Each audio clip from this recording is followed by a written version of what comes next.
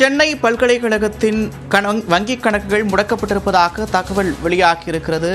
அண்மை செய்தியாக பார்க்கிறோம். இது தொடர்பான கூடுதல் விவரங்களோடு செய்தியாளர் அபிநயா இணைப்பில் இருக்கிறார். அபிநயா, விவரங்கள். நந்தா, மிக முக்கியமான தகவலாக சென்னை பல்கலைக்கழக முக்கிய வட்டாரங்கள் தரப்பில் இந்த தகவல் தெரிவிக்கப்பட்டிருக்கிறது. நேற்றைக்கு மதியத்திலிருந்து சென்னை பல்கலைக்கழகத்தினுடைய வங்கி கணக்குகள் முடக்கப்படுவதாக சொல்லப்பட்டிருக்கிறது. இதற்கான நோட்டீஸும் வருமான வரித்துறை தரப்பில் சென்னை பல்கலைக்கழகத்தில் இருக்கக்கூடிய வங்கி கிளைக்கு அனுப்பப்பட்டிருப்பதாகவும் சொல்லப்பட்டிருக்கிறது.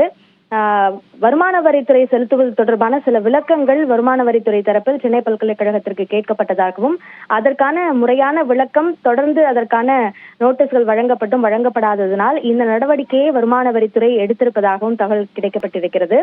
இதன் காரணமாக அந்த எந்த விதமான செலவினங்களுக்கும் வங்கி கணக்குகளை பயன்படுத்த முடியாத நிலைக்கு சென்னை பல்கலைக்கழகம் தள்ளப்பட்டிருக்கிறது.